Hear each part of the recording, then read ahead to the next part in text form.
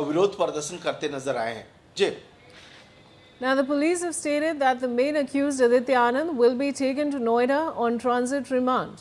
A local court has earlier issued a non-bailable warrant against him, and an FIR was registered at the Phase 2 police station, invoking several provisions of the Bharatiya Nyaya Sanhita, including sections related to writing, causing hurt, deterring a public servant from duty, criminal intimidation, intentional insult aimed at provoking a breach of peace and conspiracy, along with Section 7 of the Criminal Law Amendment Act.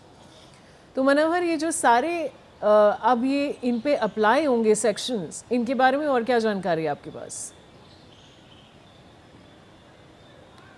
देखिए, बिल्कुल अब आदित्य आनंद बचने वाला नहीं है, और साथ ही साथ उनसे जब पूछताछ की गई है तो कई और संगठन, जैसा कि मैंने बताया कि उनके भी नाम सामने आए हैं, और पुलिस ने 2 FIR दर्ज की है फेज 2 मामले में, क्योंकि जब वहाँ पर लोग पहुँचे थे, जो सरकारी अधिकारी, वो उनको रोकने की कोशिश की थी, शांति भंग की गई थी, जिस तरह से लोगों को भड़काया गया था, तो ये तमाम आपराधिक मामले दर्ज किए गए हैं। कानून की जो संशोधन अधिनियम है 7, वो भी लगाया गया है, क्योंकि आदित्य आनंद ने खुद इस बात को कबूल किया है कि उन्होंने इस घटना को लेकर के अपनी अहम भूमिका अदा की थी।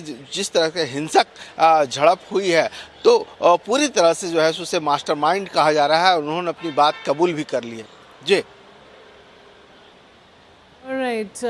So, Manohar, आप बने रहिए हमारे साथ, and viewers, we have a lot of updates that we've been recently sharing with you in the shocking case, and of course, when it comes to Aditya Anand, the man on your screen, viewers, a lot of details are emerging about him, and we've shared all of those with you.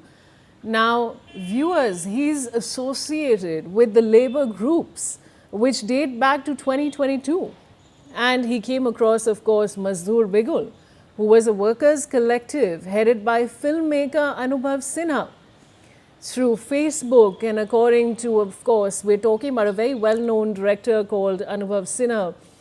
And this was, of course, through Facebook. And according to police, he soon began actively documenting working conditions inside local factories in the Noida, Greater Noida industrial belt.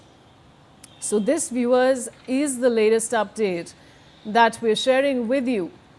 Now, according to sources, viewers, Aditya Anand, the main accused in the violent Noida workers' protest, has confessed to his role in the conspiracy behind the violence. So this is the latest update that we're sharing with you. Manohar, Aditya आनंद ने confess कर लिया है उनके role के बारे में in this violence, और क्या जानकारी है आपके पास?